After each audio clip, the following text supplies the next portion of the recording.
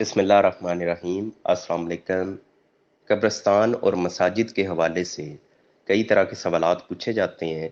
उन टॉपिक्स को मैं अमूमी तौर पे अवॉइड करता हूँ क्योंकि ये ज़रा सेंसिटिव टॉपिक हैं। लेकिन इन पे दो तरह से बात होती है। एक वो जो प्योरली रिलीजियस साइड है, वो तो ज़ाहिर है कोई मुफ्ती साहब कोई आलम साहब उस पर बात कर सकते हैं।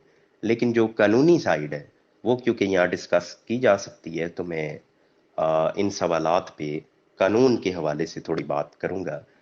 एक सवाल अक्सर ये आता है कि जनाब कब्रिस्तान का रकबा है, उसके ऊपर कब्जा कर लिया गया है या तजावुज कर लिया गया है।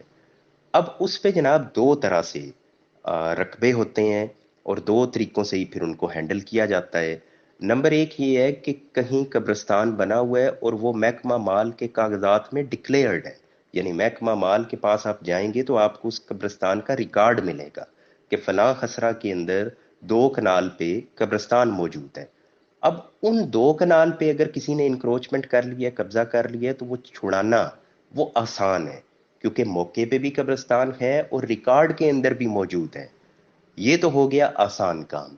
लेकिन प्रॉब्लम वहां बनती है जब मौके पे कहीं कब्रिस्तान मौजूद है लेकिन रिकॉर्ड के अंदर कोई एंट्री नहीं है। अब उसमें ये होगा कि अगर किसी ने तजावुज कर लिया है, वो केस अगर अदालत में जाएगा तो अदालत इस बात का तयन कैसे करेगी कि दो कनाल पे कब्रिस्तान था, 10 कनाल पे था, 10 मरलों पे था। क्योंकि जिसने कब्जा किया है वो अगर फर्ज किया कि उसने जायज तरीके से जमीन ली है या उसकी अपनी जमीन है, तो वो यही कहेगा कि जनाब मैं तो सही जगह पे मकान तामीर कर रहा हूँ, यहाँ तो कोई कब्रिस्तान नहीं है।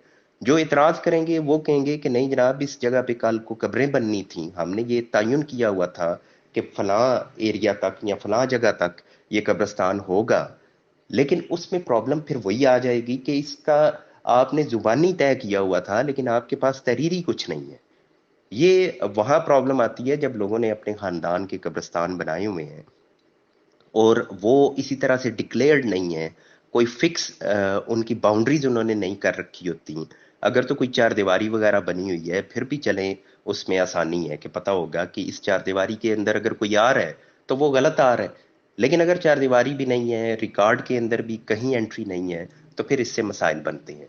फिर एक और भी इशू लोगों के सामने आता है कि लोग रकबे खरीद के उस पे कब्रिस्तान बनाना शुरू कर देते हैं। वो भी ठीक, आपने रकबा ले लिया लेकिन वो किसी के नाम रकबा लगा, उसका कहीं एंट्री नहीं है, रजिस्ट्री में भी जिक्र नहीं है कि ये कब्रिस्तान के लिए जगह ली जा रही है, तो उससे भी मसाइल बनते हैं। फिर एक इशू सामने आया, वो ये था कि कब्रिस्तान के लिए रकबा खरीदा गया। अब वो क्योंकि खेवट में से खरीदा है और खेवट में कई खेत होते हैं, कई खसराजात होते हैं।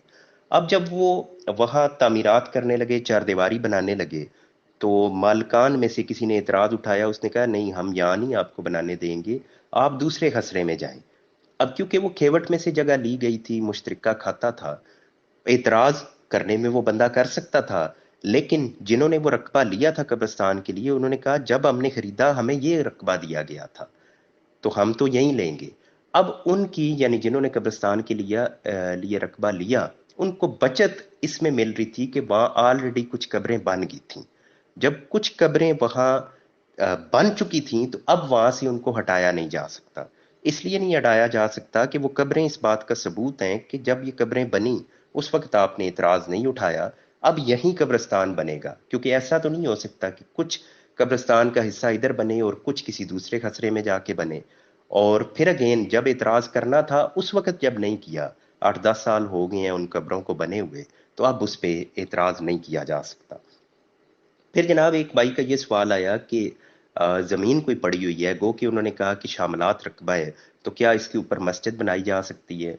तो इसमें जनाब बिल्कुल कानून तो वाज़ेह है कि आपने जब भी कोई नेकी का काम भी करना है, मस्जिद भी बनानी है, तो वो अपने पैसों से करना है और अपनी ज़मीन पे करना है। ऐसे तो नहीं हो सकता कि आप कहें कि रकबा खाली पड़ा हुआ है, चाहे वो किसी का है, तो चले नेकी का काम है हम इस पे मस्जिद बना देते हैं। वो अगर आप बनाएंगे तो उसकी इजाज़त से बनाएंगे कि जो मालिक है।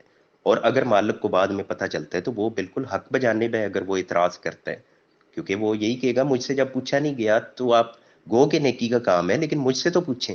इसी तरीके से अगर शामिलात रकबा भी है तो शामिलात भी ऐसा तो नहीं है कि पड़ा है तो जो मर्जी आके उस पर जो मर्जी तामीरात करे, चाहे नेकी का काम भी है फिर भी देखा जाएगा کہ اس شاملات پہ کس کا رائٹ ہے. جس کا رائٹ ہے اس کی پرمیشن.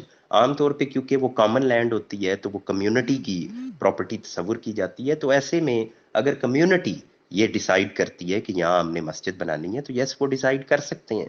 لیکن اگین جو اس پہ رائٹ رکھتے ہیں ان کی پرمیشن ضروری ہے. پھر ایک سوال پوچھا گیا کہ ایک بھائی یہ کہتے ہیں کہ ایک زمین 500 کنال جو مسجد کو دے دی گئی کہ یہ مسجد کے استعمال میں اس کو لایا جا سکتا ہے کہ مسجد کو جب ضرورت ہو تو اس رقبے کو سیل کر کے تو وہ مسجد کے کام وہ پیسے آ سکتے ہیں. تو انہوں نے کہا کہ وہ کمیٹی نے وہ رقبہ فروخت کر دیا, لوگوں کو دے دیا, لوگوں نے اس پہ تعمیرات کر لی. اب اس پہ اعتراض آ رہا ہے, مسجد والے کہتے ہیں کہ یہ رقبہ ہمیں واپس کرو, یہ تو مسجد کا رقبہ تھا. تو جناب اس میں یہ ہے کہ ایک زمین ایسی ہے جو دی ہی مسجد کی تعمیر کے لیے ہے, یعنی دی گئی اسی لیے کہ اس کے اوپر مسجد بنے گی. اس کو اگر کسی اور مقصد کے لیے استعمال کیا گیا ہے تو وہ تو غلط ہے کیونکہ وہاں تو مسجد بننی تھی. لیکن جس طرح آپ کہہ رہے ہیں کہ وہ زمین دی اس مقصد کے لیے گئی ہے کہ جناب جب مسجد کو ضرورت ہوگی تو اس رقبہ کو فروخت کر کے مسجد کی ضرورتیں پوری کی جائیں گی. تو یہ تو بالکل ہی ایسا ہے کہ اگر ایک شخص وہ مسجد کو 1 کروڑ روپیہ دے دیتا ہے تو وہ مسجد کی کمیٹی کی سوابدید ہے اس کروڑ روپے کو کیسے یوز کرنا ہے. اسی طریقے سے وہ کروڑ روپیہ نہیں دیتا بلکہ وہ زمین دے دیتا ہے کہ یہ جناب کروڑ روپے کی میں زمین دے رہا ہوں, جب کبھی آپ کو ضرورت ہوئی تو اس کو بیچ کے ضرورت پوری کر لینا. کیونکہ کروڑ روپیہ ہے وہ تو وقت کے ساتھ ساتھ اس کی ویلیو نیچے آتی جائے گی, اور اگر کسی نے زمین لے کے مسجد کو دے دی ہے تو وہ تو بہتر اس نے عمل کیا ہے کیونکہ اس کی تو قیمت بھی بڑھتی جائے گی وقت کے ساتھ ساتھ, وہ تو مسجد کا زیادہ فائدہ ہو گیا. تو اب اگر وہ دی اسی مقصد کے لیے گئی ہے کہ جناب آپ اس کو بیچ لینا جب ضرورت پڑے گی, تو وہ اگر بیچ دی گئی ہے تو بالکل ٹھیک کیا گیا ہے, اس پہ کیسا اعتراض بنتا ہے. میں اگین قانونی بات کر رہا ہوں, اب مذہبی اس پہ کیا بات ہے تو وہ کوئی مفتی صاحب ہی بتائیں گے.